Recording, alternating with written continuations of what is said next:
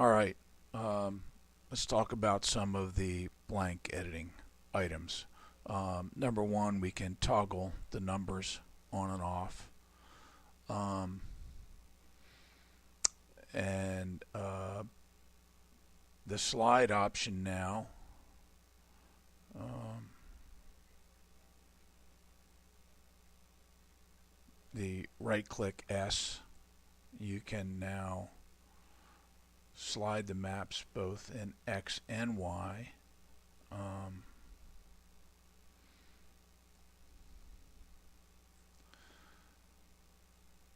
the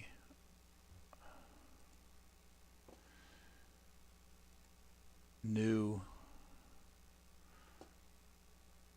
cutoff location here is a right click on this button to get the location, cutoff location. And what's new about this is that when you map on the left hand side, the cutoff is offset properly for the width of the offset. Before, it would have cut off a part of the part, and now it locates itself properly. Um,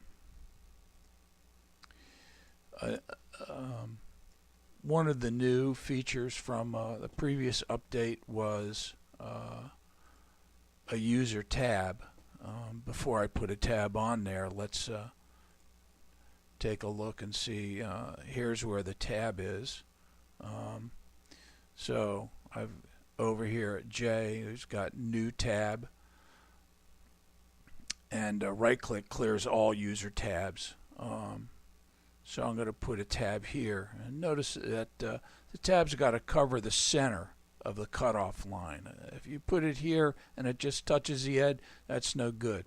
Now to get rid of a tab, all you have to do is just click it again. Okay, so it's on, click off.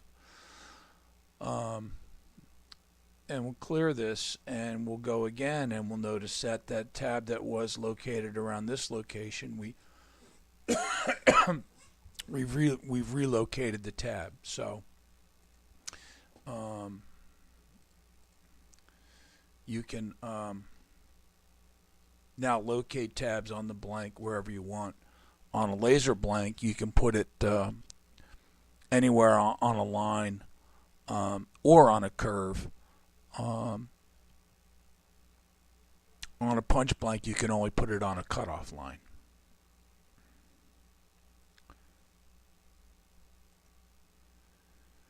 All right, there's a new move mode, or when you use the move command. The move command is now in sync with the directional command. So if you have none, it means it's just gonna go wherever you put it. But if you use say the orthogonal command, and we want to move this part, and we want to move it 2 inches to the right, okay, we can grab a reference point, and now I'm drawing an orthogonal line, so I'm sure it's not going to go up or down. It's only going to go to the right, the direction that I have, and then I can enter a number 2 up here and hit enter. All right, and that part is moved exactly 2 inches to the right. So you could use a grid, or you could use the polar command. All right, that is a way that you can control where stuff is being moved to. All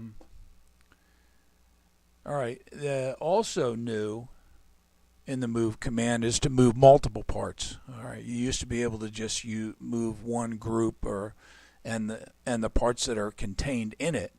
Now, if you right click, okay, start selecting a group of maps to move. So now you can grab more than one map, and you can move that wherever you want.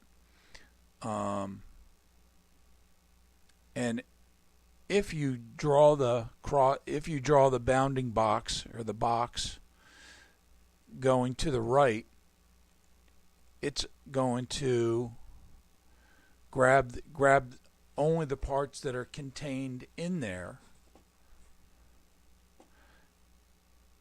And if you draw the box to the left, it will capture the parts that are crossed by, that are contained in and crossed by that box. All right. There is a new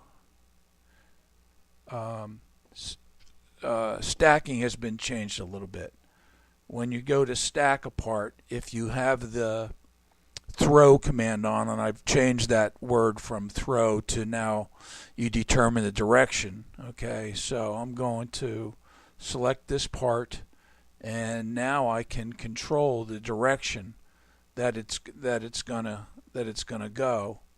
Let me do that again. So I'm going to grab that part and I'm going to put it close to where I want it to be placed, and then I'm going to determine the direction. In other words, I want it to be tucked. I want it to find these two edges, and I want it to find that edge. Stacking doesn't find cutoffs.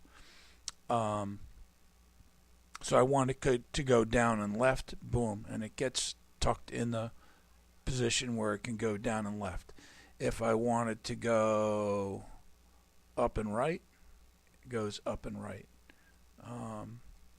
If I can also stack it directly down or directly up. So I now have 8 locations where I can stack, and it now requires. It used to be that you would stretch this thing like a rubber band, and at some point it would pop. You don't do that. You now have to click in order to make it go, so it doesn't fly out of your hands, so to speak. All right, I think that's the end of blank editing.